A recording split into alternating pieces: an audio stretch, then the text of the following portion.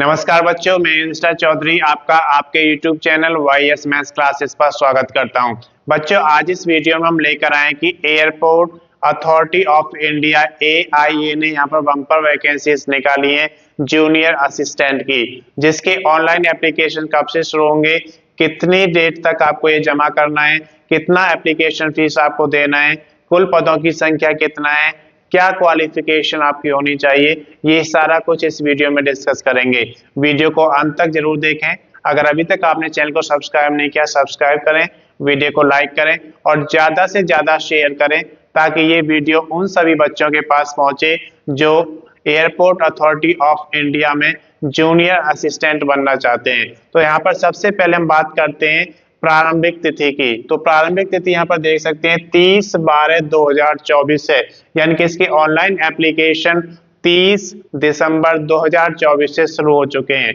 अगर अंतिम तिथि की बात करते हैं तो 28/1/2025 से 28 जनवरी 2025 तक आप इसका ऑनलाइन एप्लीकेशन जमा करा सकते हैं।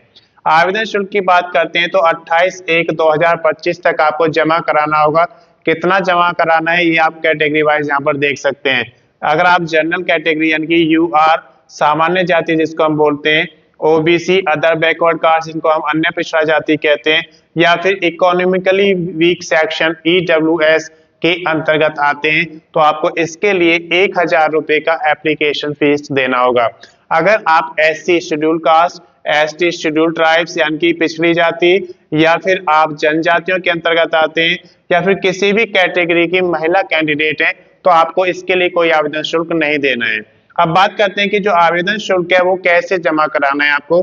तो आपके पास यहाँ पर ऑप्शंस दिए गए हैं कि आप डेबिट कार्ड अगर यूज करते हैं तो डेबिट कार्ड के थ्रू इसका ऑनलाइन एप्लीकेशन फीस जमा करा सकते हैं।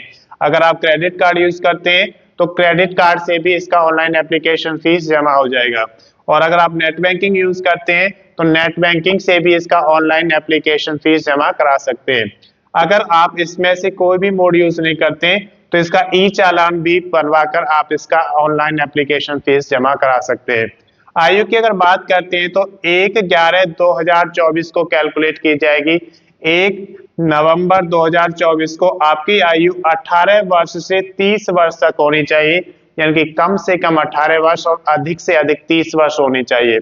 आयु में छूट की अगर बात करते हैं तो एयरपोर्ट अथॉरिटी ऑफ इंडिया में जो जूनियर असिस्टेंट का यहाँ पर एडवर्टाइजमेंट दिया गया है उस नियम के अनुसार इसमें आयु में छूट दी जाएगी। अब बात करते हैं योग्यता की। तो इसकी जो योग्यता यहाँ पर दी गई है वो 10th पास मांगा गया है, जिसमें आपको 3 इयर्स का डिप्लोमा होना चाहिए। किसमें होना चाहिए? मैकेनिकल या फिर ऑटोमोबाइल या फिर फायर में। अगर इन तीनों में से किसी में भी आपके पास 3 इयर्स का डिप्लोमा है और आपने 10th पास किया है तो आप इसके लिए एलिजिबल हैं। अगर आपके पास 10th + 2 है तो उसके साथ साथ आपके पास हैवी व्हीकल का लाइसेंस होना चाहिए, तो आप इसके लिए एलिजिबल है और आप इसका फॉर्म फिल कर सकते हैं। कुल पदों की अगर बात करते हैं तो 89 पदों की संख्या यहाँ पे दी गई है, जो कि ऑल इंडिया के लिए यहाँ पर वैकेंसीज निकाली गई हैं। स्टेट वाइज यहाँ पर वैकेंसीज हैं वो आप नोटिफिकेशन में देख सकते हैं। जूनियर असिस्टेंट की है जो कि फायर सर्विस के लिए दिया गया है, तो ये कुल जो पद है 89 वो जूनियर असिस्टेंट के लिए दिए गए हैं। अब बात करते हैं डॉक्यूमेंटेशन की।